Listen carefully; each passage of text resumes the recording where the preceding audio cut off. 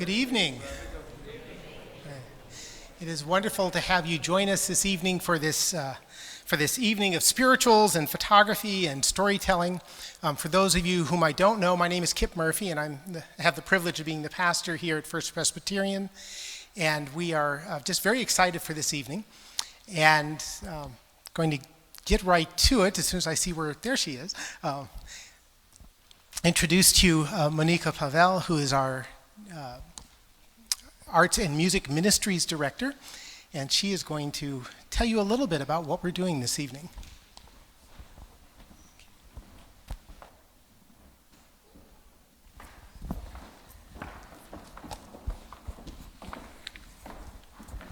Good evening.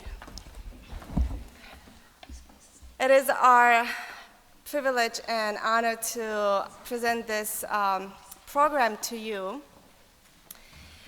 As you've seen the advertising for this event, we'll be listening to a lot of spirituals.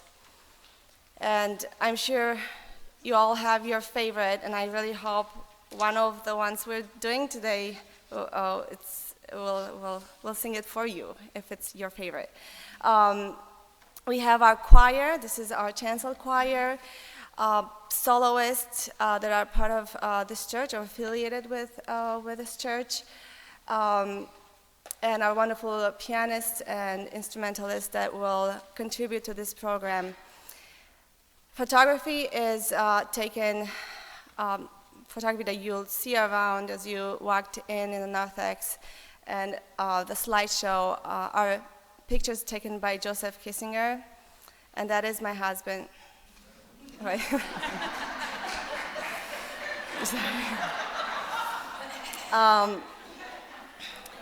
He collaborated with Cynthia on a few trips to Swaziland, where he took photographs of the children there, and they're powerful, and not that I'm biased, but they're beautiful.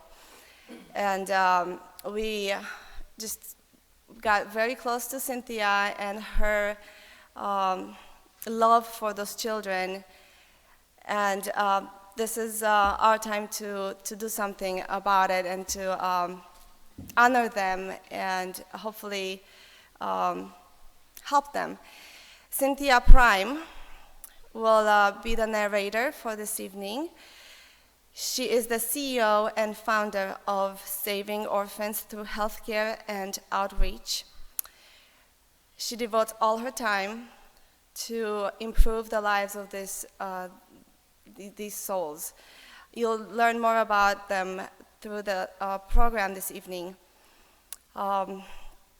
She is based in Indianapolis and traveled all the way here with all these pictures, packages, and later on in the service I will have another intervention, so I won't bore you anymore, and I want to invite Cynthia Prime to the mic.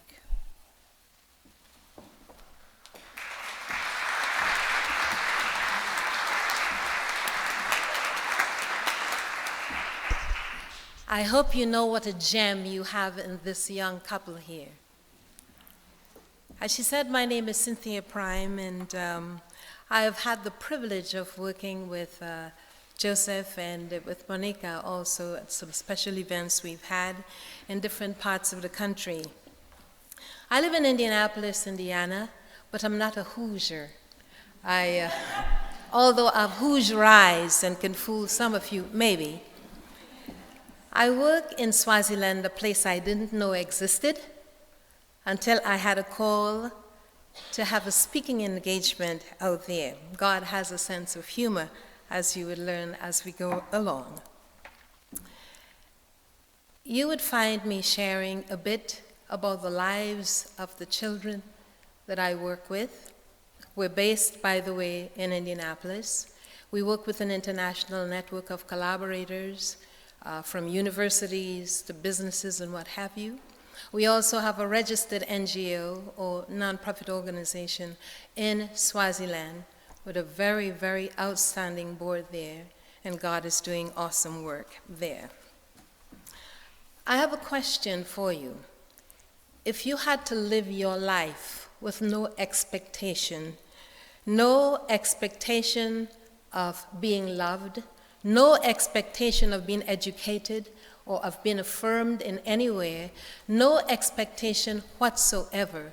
Can you imagine what getting out of bed, if you had one, every day would look like? I didn't know either until God chose to send me to Swaziland. I grew up in Trinidad, the West Indies, and for those of you who aren't familiar with that part of the world, Trinidad is the last island on the Caribbean chain. So you know Bermuda and Jamaica is spitting distance from the US. Trinidad is not far from Venezuela. It's the very last, and I think it's the prettiest.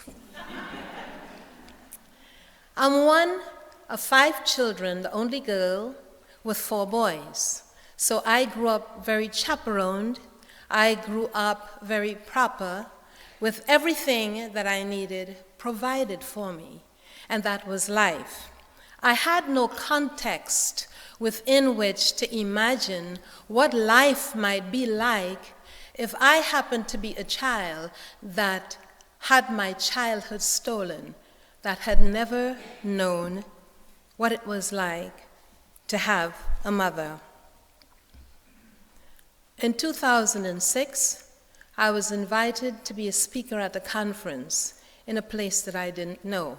I had a lot of advocacy and things like domestic violence and issues relating to the growth and development of youth and what have you, mainly the US, Canada, the Caribbean. That was my first time.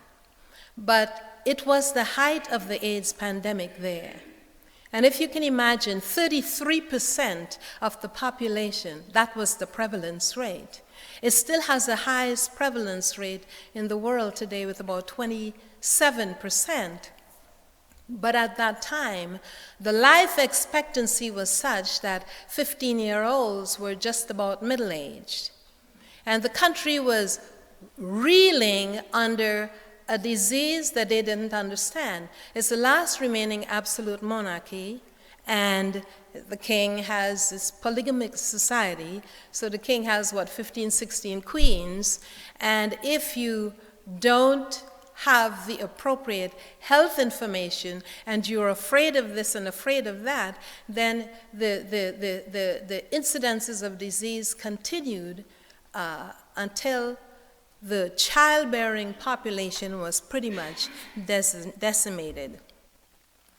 I learned in a country with 150,000 orphans and vulnerable children what it's like for some children to get up, to take care of themselves, to go to school, fall asleep in class for lack of food, and to be victimized in order to get food.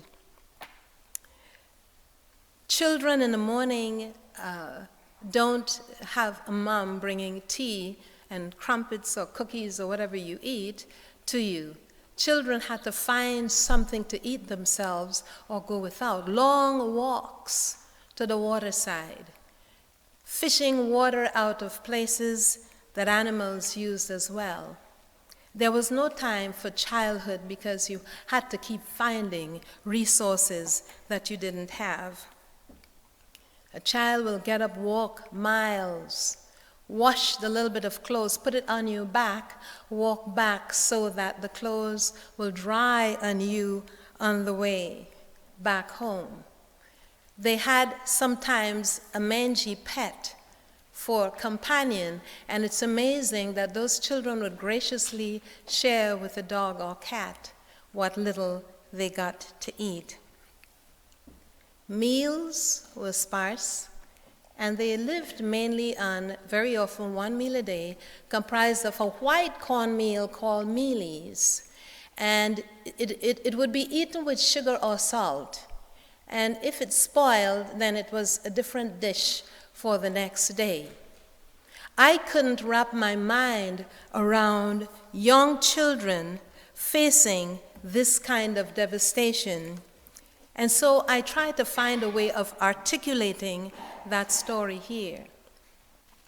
articulating the hunger that they experience and the pain that they experience. And so throughout this, we would weave maybe some of the stories, and they're not all downers. Yes, they're factual, but in the midst of pain, you see God working in an awesome way. You would also see moments where there's so much joy in so little. So this is not going to make you leave wondering, oh my goodness, my heart is burdened. No. You would leave with a sense of celebration because it proves that God looks after orphan children. He gives them the courage and the spirit to live. Jesus said, I'm the bread of life. Feed on my body. And that same voice says, feed my sheep. The one thing I've learned to tell those children is that whenever they felt so devastated and there wasn't much that could be done in a particular situation, that we can give all love, and we could give them the love of God, encourage, and to strengthen them to know that no matter what they are seeing, God is with them.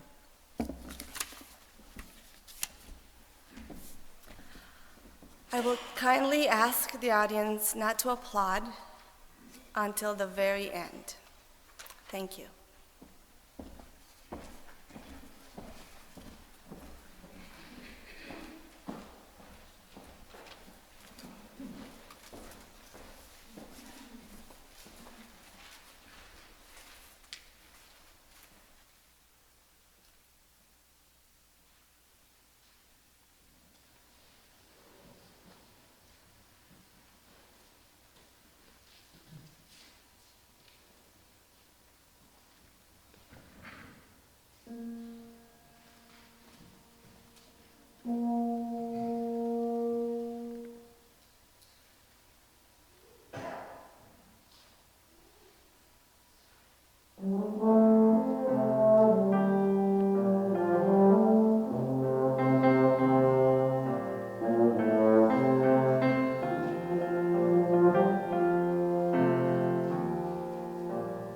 Nobody knows the trouble I've seen. Nobody knows but Jesus. Nobody knows the trouble I've seen. Glory, hallelujah.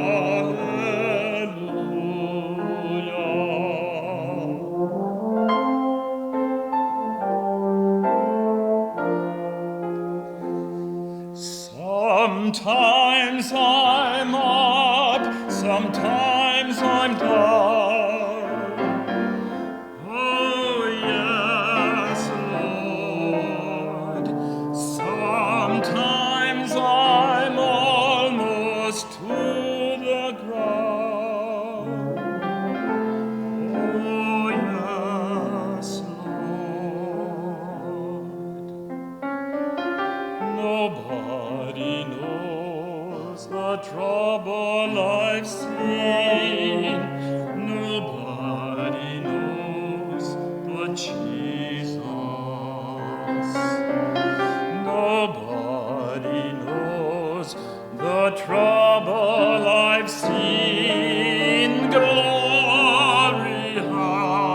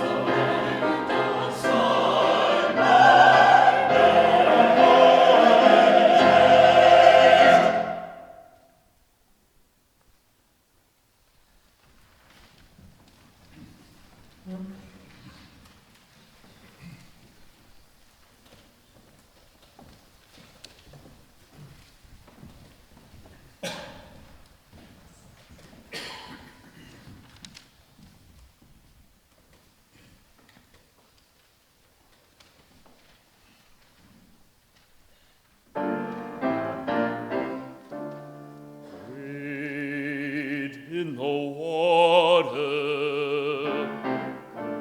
Wade in the water, children. Wade in the water, children. God's gonna trouble. God's gonna trouble. God's gonna trouble the water.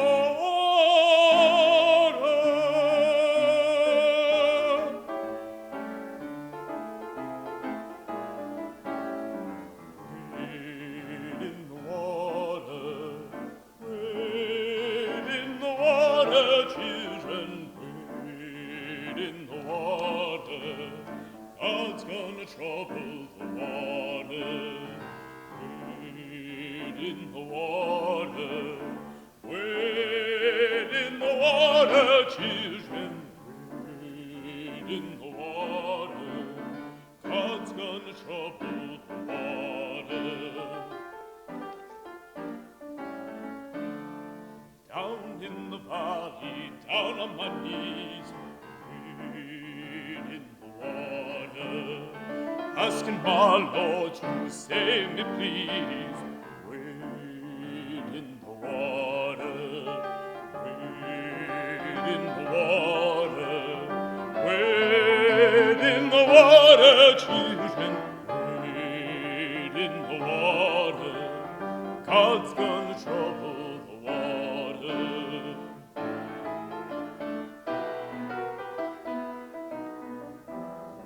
Up on the mountain, Jehovah he spoke.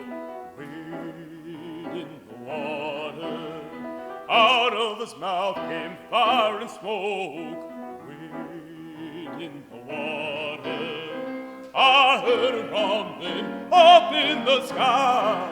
Wade in the water. Must have been Jesus passing by. Wade in the water. You gotta wade in the water. You gotta wade in the water, children. You gotta wade in the water. God's gonna trouble the water.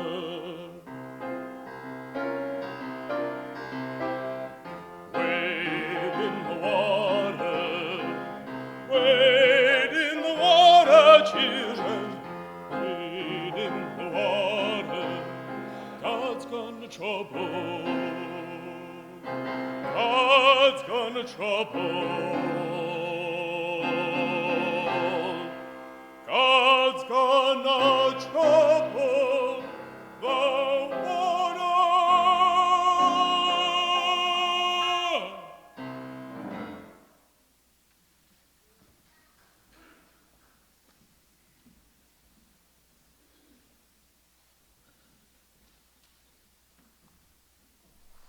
I'm not supposed to say anything, but I've got to say, wow.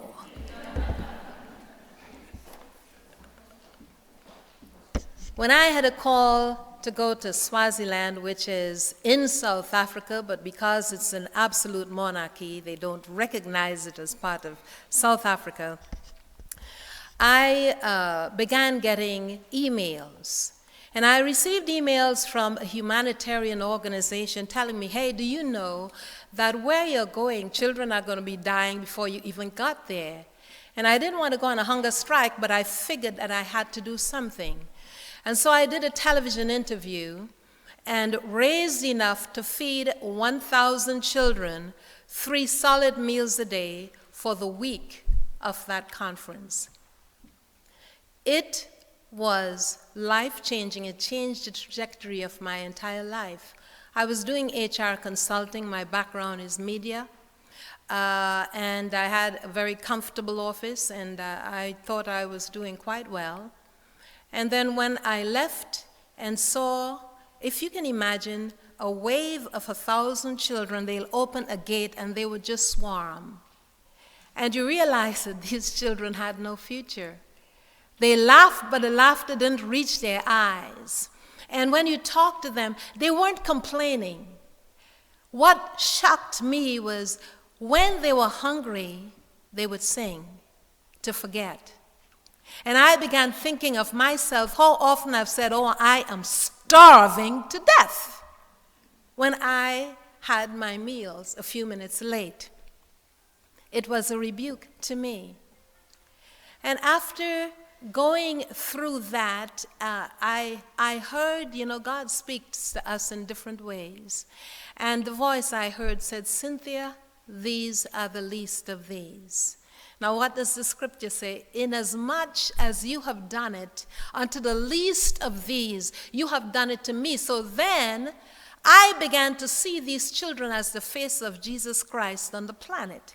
Whether they're there, whether they're here, that's the face. And maybe if he were here, it'd be in a pair of jeans out there trying to do something for them. And so I came back. I quit my job cold turkey and never looked back. I haven't had a paycheck for 10 years, but God provides and he sustains. After the first visit, I began recruiting groups of people to do clinics and what have you. And thank God, Joseph Kissinger, that's when I met him, and he became like a son. He is, these young people, you are blessed. I just have to tell you, you are blessed to have them. Talented, humble, dedicated, godly, young people. And quite frankly, that is not the norm in our society today. I wanted to be able to show the faces of the children. So how do you do that? How do you show the face of a child who is responsible for taking care of children? I wanted to be able to do a book that will present their story in a way that respected them. No snotty-nosed, beggarly children, but to show the courage and the resiliency and the humor of those children, and to be able to use their story to help them. So the entire book that you see out there is not for sale. This book, I'm a writer by profession also, and I led by example that not a penny of whatever came from this would come to me. And Joseph stepped up to the plate and did the same. Everyone who participated, Butler University, a PR class, did the layout, but it's endorsed by the World Food Prize laureate. It's endorsed by a lot of leaders, Marian Wright Edelman, a lot of leaders. This book has been seen by a lot of people, but not a penny has gone to any of the participants in this book, the writer, the photographer, anyone else. What we do with this book is those who show an interest enough, it is there as a thank you for contributions, tax-deductible contributions of $100 or better. So that, you'll find the book at the back there, and it is not a sale, it's a contribution because you get a tax receipt for all except $15 of the cost of the book. I want to tell you about some of these children. I think of Nansikalelo. They have interesting musical names. And when the humanitarian group brought this little child to me, I looked at her and wondered how could a little 9-year-old have such an old face, not a smile. When I met her little sister that she took care of, a little smaller, she had the sourest face, and I would tell you, if looks could kill, we'd all be dead looking at her. I wondered what could embitter these children to such an extent. The little brother that she had to take care of hardly paid attention to her. There was an attempted rape on this 9-year-old who lived unprotected. And thankfully, a go-go or granny intervened with a broomstick because the cops wouldn't come. It's just an orphan. And Soho became involved. I had already formed a nonprofit organization by that time, and there was also a nonprofit organization formed in Swaziland with very credible people involved. And what happened to her life then is that an attorney at a law firm in Indiana just sponsored the entire family and paid for a granny to move in and begin to change their lives. I found out that that little girl who looked at life with so much pain, it was because she hadn't experienced touch, if you can imagine that. I remember the day I'm so tall and she was so little, she'd look at me with that mean, evil face. And I'm looking at her and she's looking at me and we're looking at each other. And suddenly I picked her up and I swung her around and she went like that and then she, do it again. So I did it. By the time I was ready to leave, she was glued to my leg. Nobody had ever played with her. That was so amazing. She is an outstanding pupil, top of her class. And I am so glad if it's one life we've made a difference in, that is one. You see an amazing silhouette of children whose faces mirror so much pain. Some of my favorite photos, one of them is this family that the children are there. It's 4 children, and the grandmother had passed away, and the food that had been put there because of her death had been stolen, and they're just looking at the mother because she had the signs of advanced HIV, and they knew that they'd be on their own after a while. You look at children carrying babies on their backs, carrying loads on their heads, never knowing what childhood would look like.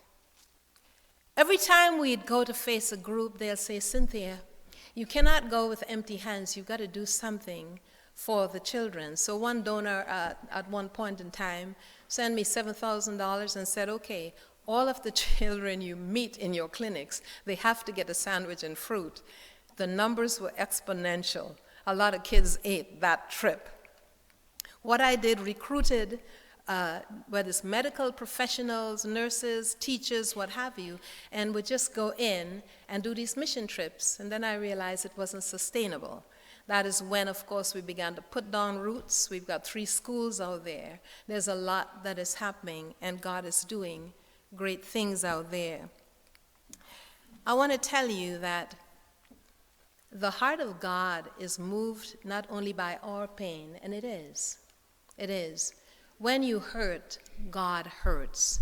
He is not an ethereal character out there that is like a virtual personality that can't feel. The heart of God breaks when you hurt. The heart of God breaks when the children hurt. When a child has to give sex in order to get food, it breaks. And sometimes he chooses ways of proving I am there in the midst. I shared this morning an experience I'll tell you very briefly. We had a clinic, and there were about 350 people there, and the children were they were very hungry. And one little child, actually, he went totally limp a little, and they were rushing to try to give him some medical assistance. They usually would sing. This time they came, they said, Cynthia, they're too sick and they're too hungry to sing. And I only had a few rand with me. The rand trades right now probably at 11 something to the dollar. So, if I had a couple of 100 rand, that definitely wasn't something that can do a whole lot. But there, I could try to do something. So I said to them, listen, does anybody have a little shop or something? I could at least buy some biscuits for the children because they're so hungry, it's really devastating. I thought of Jesus looking at the multitude and how he must have felt. My crew came from the bus. People had just given us a gift of 4 large loaves sliced bread with some tomato slices and some cheese slices for the group to use. They came and asked me, can we please make sandwiches? And I said, no. You can't give a handful of people sandwiches, kids, when they're watching. You just can't do that. I turned to leave with the little boy who was assigned me to take me to the shop. He looked like he was about 12. I found out he was 14, but he was supposed to drive me down the mountainside to this little place where I could find biscuits for the kids. And I really prayed in that one. Just before I left, my group came back and said to me, Cynthia, we will pray. May we make the sandwiches? What would you say if you were in my place? Yes. What can you say? Go ahead. So while they went to make the sandwiches, I went with this little child to find a place where all they had was one plastic bag with some broken cookies in it. I bought that. They had about 3 or 4 concentrates, not juice, but drink, like Kool-Aid. I bought that, and I bought out the whole store. That was it. While I was down there, this is what was happening. My group began, and it was filmed, my group began singing and praying and making sandwiches. They made sandwiches, and tray after tray, seconds. There were 350 people there. Food kept going. They just kept feeding until everyone had been able to be fed from those same loaves and slices of cheese. When I got back, I didn't know. And so the pharmacist there took my little Kool-Aid thing and got something out of the pharmacy and some Ziploc bags and filled it with water. He didn't know that was all I had for drink. And kids were, they were putting them in, they were falling out, really. And so he began pumping the Kool-Aid in the Ziploc bags and giving. He served everyone. They had seconds, and half the container was there at the end. This was 350 people. This was God's way of saying he can make rocks talk. And when you are in need, when I am in need, he will do whatever he needs to do to let you know, I love you. I love them too.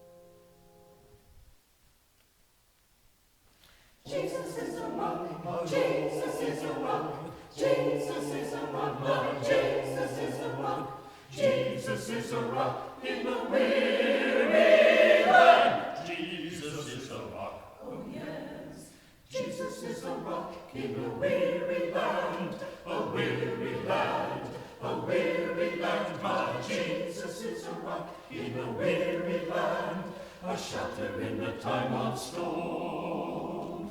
Jesus is a rock in a weary land, a weary land, a weary land. My Jesus is a rock in a weary land, a shelter in the time of storm.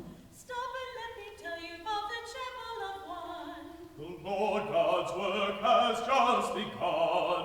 Stop and let me tell you about the chapel of two. The Lord God's written his Bible too. Stop and let me tell you about the chapel of three. My God died on Calvary. Stop and let me tell you about the chapel of four.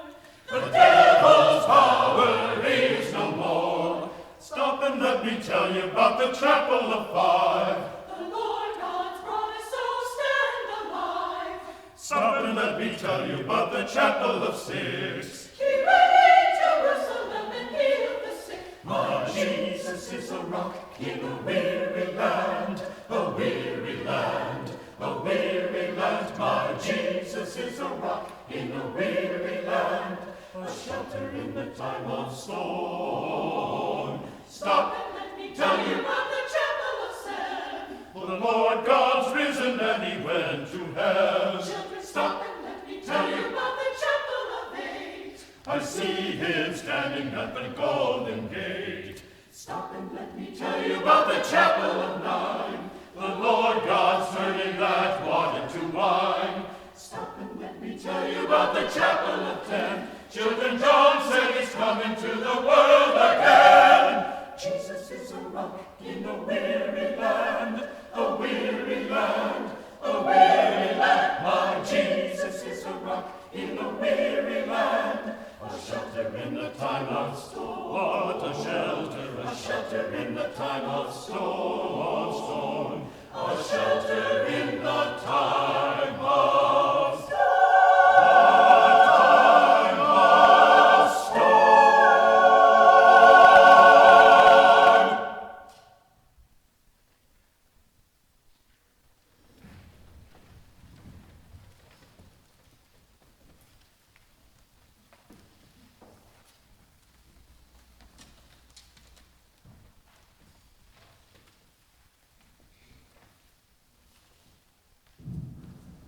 Let's close my eyes, and I heard the sound of celestial angels.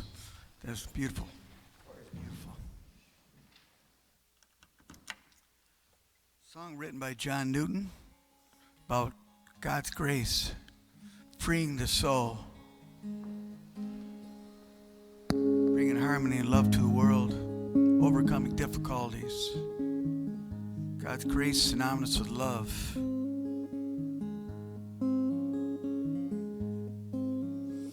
Amazing grace, how sweet the sound that saved a wretch like me. I once was lost, now I'm found, was blind, but now I see. It was grace that taught my heart to fear, and grace my fears relieved. Oh, how precious dear that grace appeared the hour I first believed. And the Lord has a promise good to me. His word, my hope secures. He will my shield and portions be. life endures. When we've been there 10,000 years, bright and shining like the sun, with no less days, the song God's praise, that when we first begun, your grace is enough for me. You saved my soul. Jesus, your grace is all I ever need.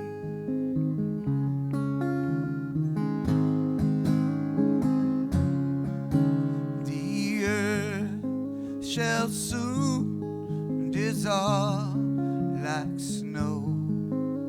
The sun forbear to shine, but God who called me here below will be forever mine, will be forever mine.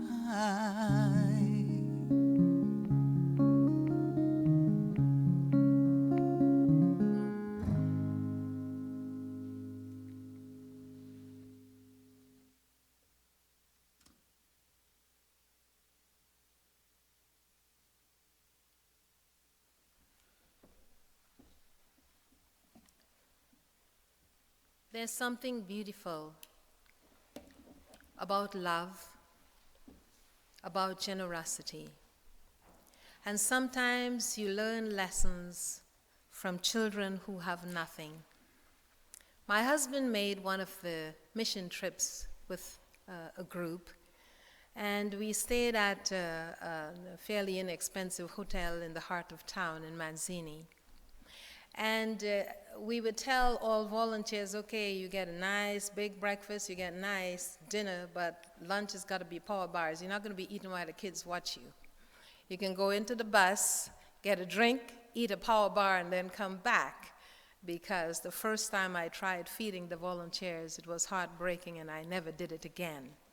But you eat enough to last you with breakfast, and then you have a good dinner. So my husband took some of the fruit juice, a fruit juice container from the hotel, and whatever little snacks. And if we had one kid, you know, that nobody you'd see, you kind of sneak them a muffin and hide them behind so nobody can see before their hands would reach out to snatch it. So he was there, and there were just 2 or 3 orphans together. And there was a little girl, very poorly dressed, and he looked down at her, and she looked up at him, and she looked so forlorn. And he took his juice, and he quietly put it in her hand. And she held it for a moment, and she just stared at him. Then he pulled her hand up and put it to her mouth. It's okay. You can drink it. You can have it. And she stared at him as though she was a little confused. And then very slowly, she pulled the little container up with the juice, and she took a sip. She looked at him again, and she took another sip. And then do you know what happened? She straightened up and passed it to the next child, and to the next child, and to the next child. Nobody told them what to do. And I thought to myself, if our children could learn that spirit of giving and generosity among them, those who have so little are willing to give and to share. Who taught that child? It had to be the Spirit of God, because there wasn't a mother around to do it. I learned a lot from those children.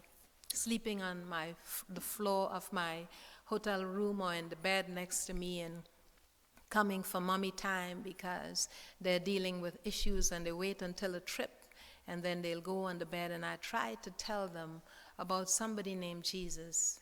I tried to tell them that they had value and how much he loved them. I tried to help them to understand if they could only hold on to that. Walk in their shoes. I don't know that I could walk in Nakwanda's shoes. She's 16 and had 10 children. And how she gets them, maybe it's the parents died and then an aunt dropped off one, and you end up with children just dropped off. And that makes girls vulnerable to human trafficking. A law had to be passed because Swaziland was a place where too many of the traffickers passed through. And if you saw the unattended girls that I did, you'd begin to understand. It's a patriarchal society, which means it's not a fair society to women. It is classist because you have those who have, and then you have those who do not have. And orphans pretty much are stigmatized as people call people low life and this and that. Well, orphans, they don't get a fair shake. They're just an embarrassment to the country. Little girls, 1 in 3 is violated. And how is that possible? Number 1, because of a lack of supervision. Number 2, because sugar daddies are able to go to the schools and show them Kentucky Fried Chicken and tell them it's gourmet, and they'd give their lives for that. It didn't make any sense to me. I came back enraged. I came back to the U.S. and thought to myself, I want to hold forums in this country, and I want people to discuss what is happening to the children over there. That is when I found out that there are high rates of abuse of girls right here in the U.S.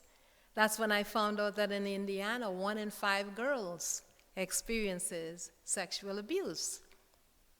I started then doing more advocacy work by bringing leaders from South Africa and people from the clergy, from the political arena, to talk about, to get another, they've got a problem and there's not here, but what can we do as people of faith or people who are concerned to address this issue?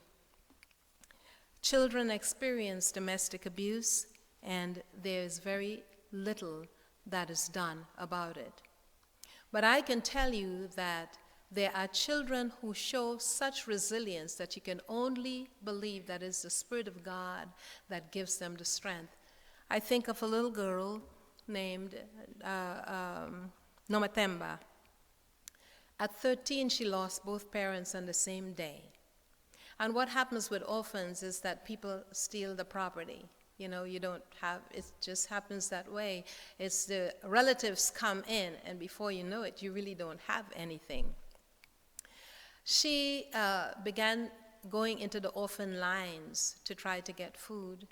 And one day a teacher, because again, they're stigmatized, the teacher said to her, "What are you doing in this line?" She said, "I'm an orphan, sir." He said, "You are totally worthless." That's the kind of response that sometimes orphan children get. She dropped out of school, worked 2 years to pay tuition, and there's tuition for high school. She completed at the head of the class. She became one of Soho's babies, and what we did, we helped her to get into college. She got a scholarship. We helped to support her there and saw her through. She graduated from the university with a degree in biology, and she got her first plane trip. Some benefactor paid for her to go to Cape Town, which is like going from Indiana to Chicago. It was a big deal for her. She had never been on an aircraft. She came back, and a week after she came back, she was raped. So when I met her, she was contemplating suicide, and I'm thinking, God, where are you in all of this? We talked it through, and she had the baby because She would die if she didn't have it. The baby became her life. And the baby is a Soho baby. Everybody who goes there loves Lily. And, she doesn't discuss the terms of the child's presence. That child has brought her a lot of joy. Now, she wanted to go to med school. She can't go to med school because she's now positive.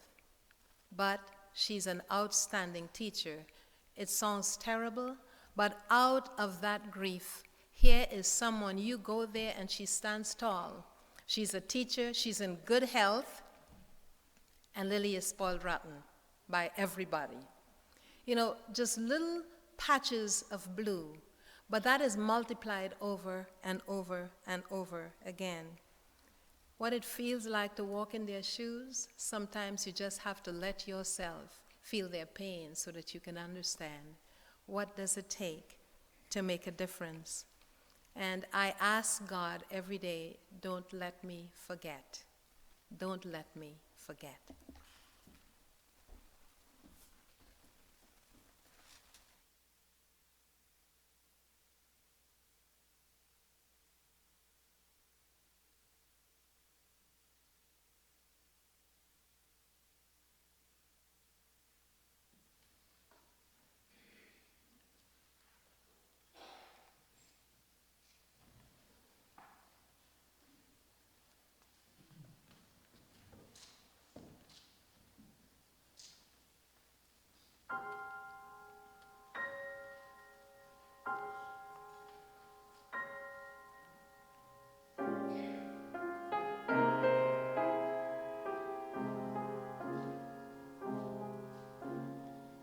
Sometimes I feel like a motherless child.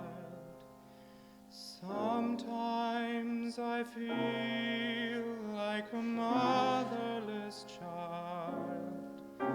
Sometimes I feel like a motherless child. A long ways from home. A long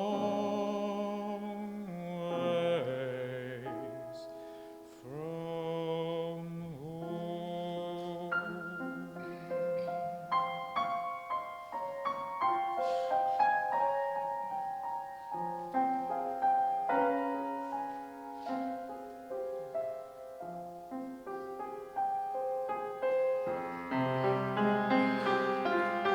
Sometimes I feel like I'm almost gone. Sometimes I feel like I'm almost gone. Sometimes I feel like I'm almost gone. A long way. A long way.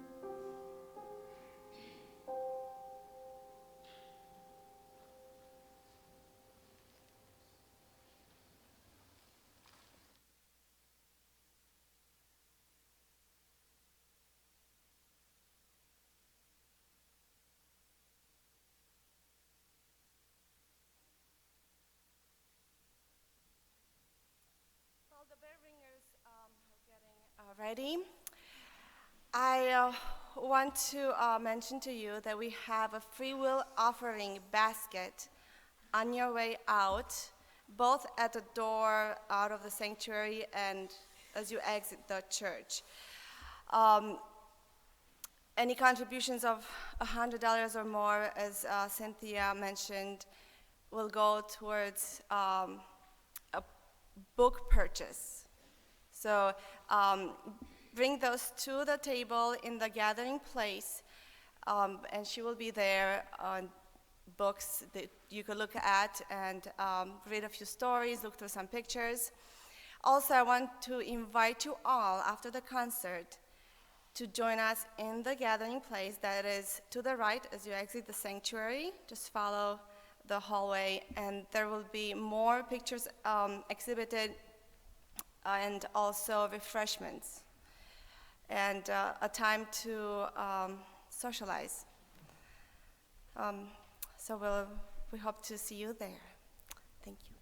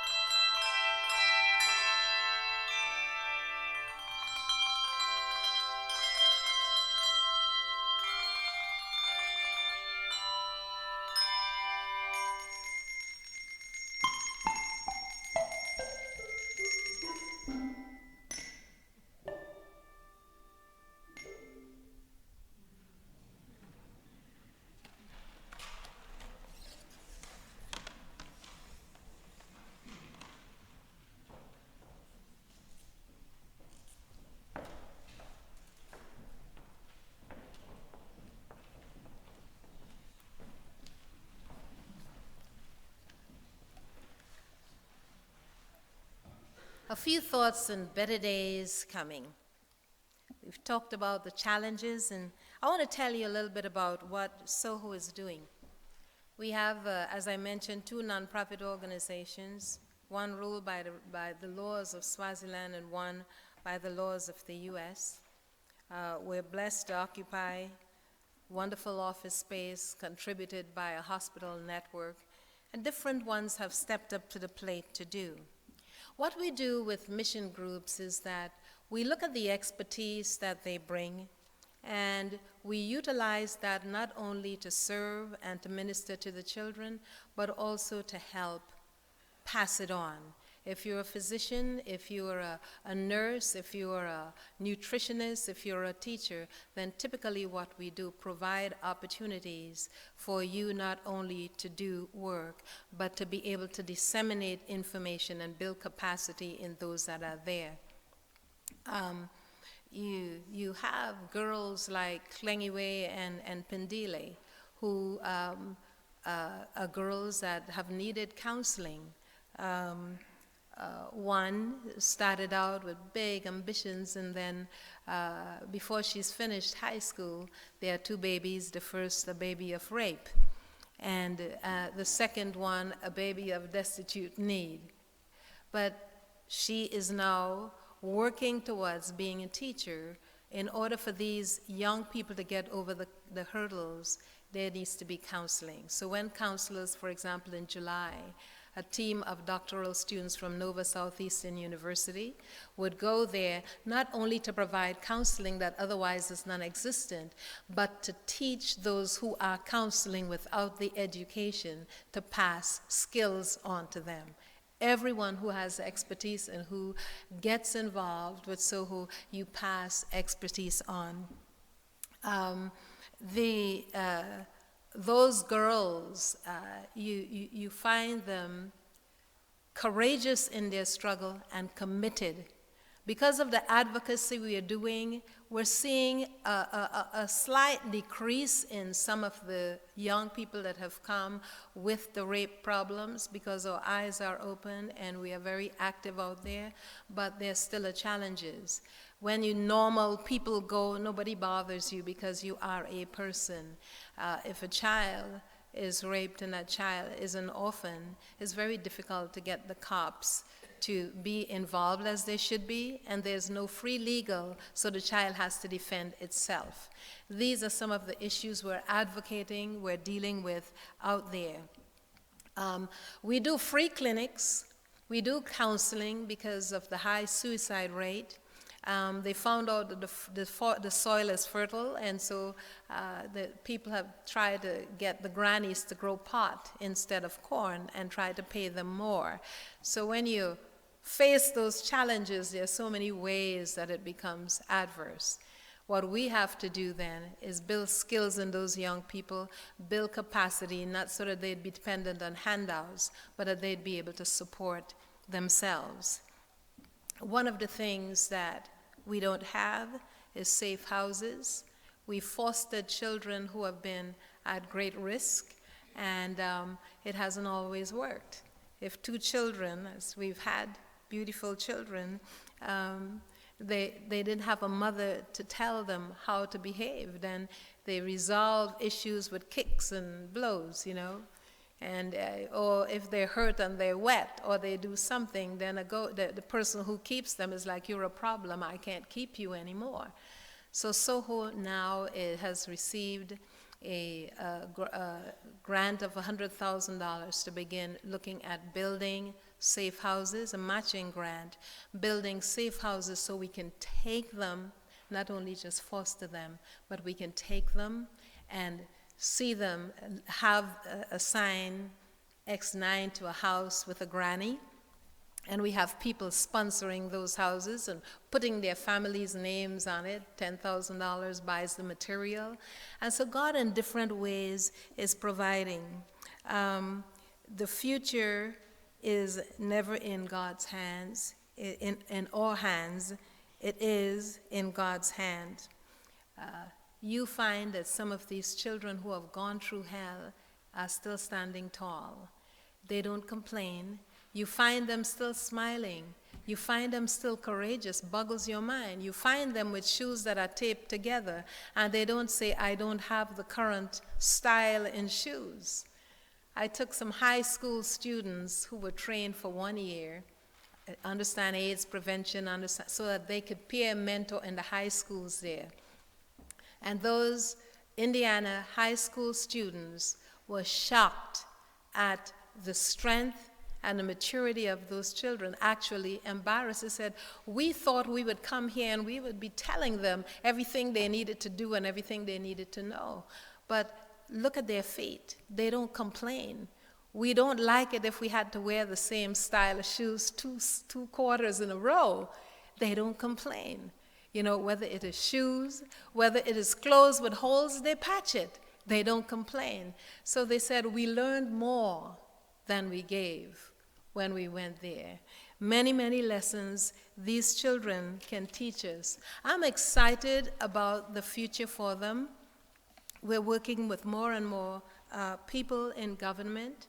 We have a large multi-purpose facility there that we do the free clinics out of, the schooling, and we started camps. We did 160 children last at 2 camps for boys and girls, so we can provide gender-specific information on abuse prevention. We can begin to teach boys that strong men are gentlemen and bullies are weaklings. We could begin to shift that paradigm a bit. We could begin to teach the girls that they have value and that no one should abuse them and be exempt just because they are girls.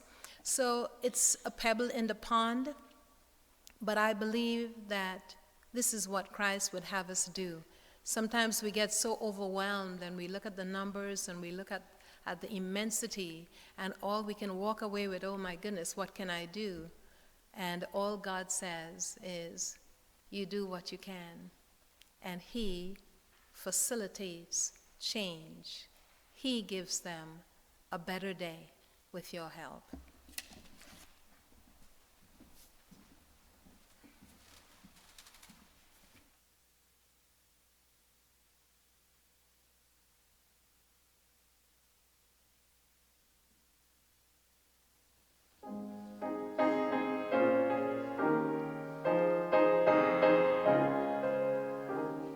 Swing low, sweet chariot,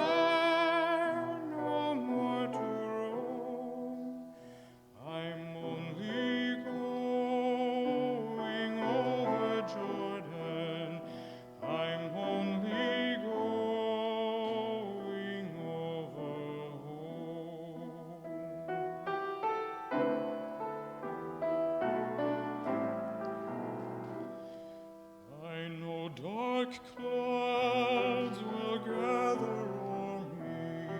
I know my way is rough and steep, yet beauteous fields lie just before me, where God's redeemed their vigils keep.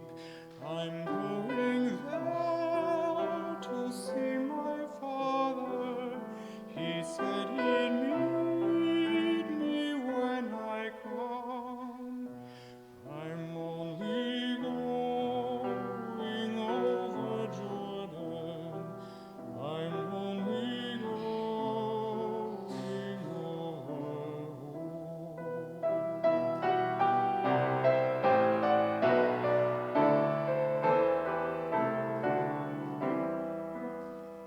I want to wear a crown of glory when I get home to that good land. I want to shout salvation's story in concert with the blood-washed band.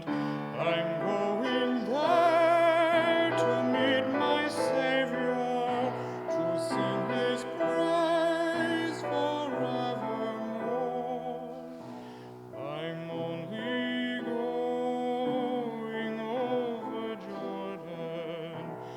I'm only going over.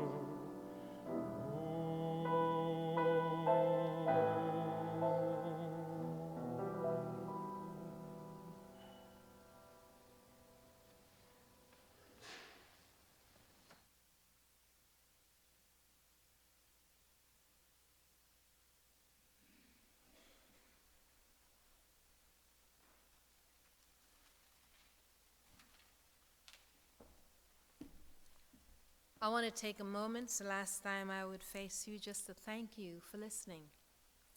Thank you for allowing me to share the stories of the children.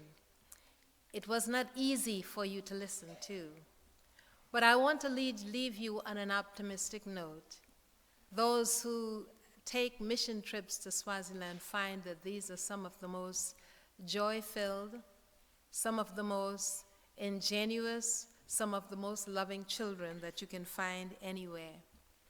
Nobody gives them toys, except, of course, organizations like ours, but they make their own. They find ways of entertaining themselves, and it seems as though everybody could sing. In two shakes, they'd break out in harmony, and it's just amazing the beauty that comes out of their voices. They're ambitious. And I believe that where we don't, God will. And he will provide for them, and he will see them through. Boys, when they need to play soccer, and soccer is a religion over there, by the way, they make it with rubbish balls. It's amazing. They take garbage bags and make it tight, roll it over and over, and they get a tight ball that actually has bounce to it. And they would play until it falls apart in shreds, and they have the best time in the world enjoying themselves with that. They love to dance, they love to sing, and Soho is planning to use the arts and sports as a way of engaging them, to teach them HIV and AIDS prevention, to build their self-esteem, beginning right where they are. I want to thank you and congratulate your choir. They are remarkable. And I just thank Monica for her excellent leadership there. I enjoyed it thoroughly. I've heard good choirs, but you are in the top 10.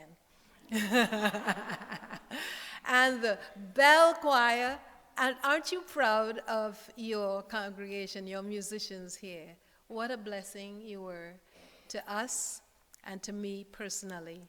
Thank you, and those of you who are interested, whether to take a mission trip or engage in some way with Soho, or just to be able to support, know that God is doing good work. Thank you, and God bless each of you.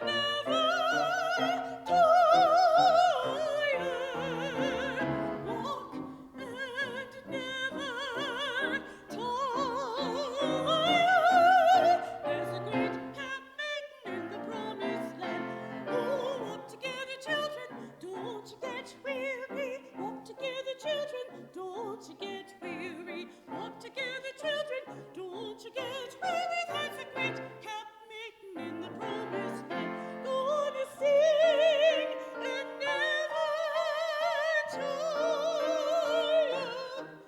Oh, sing and never tire. Sing and never tire.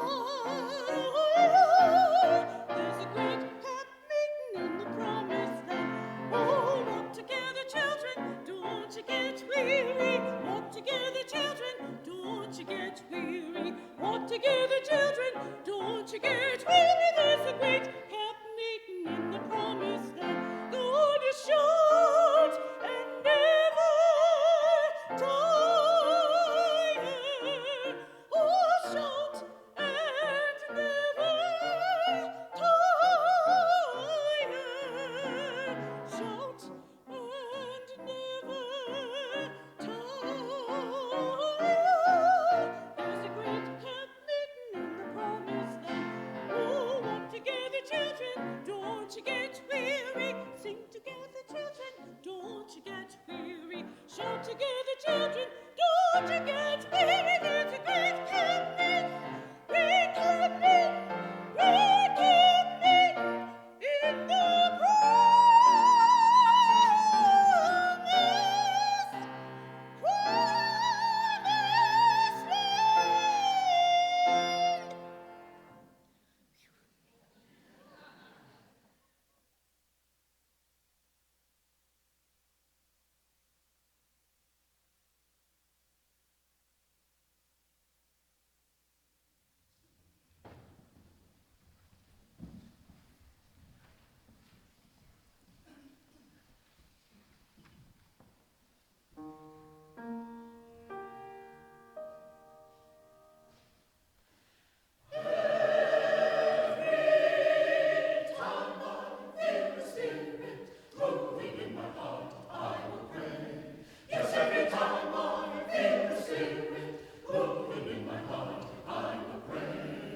On the mountain I once walked, out of his mouth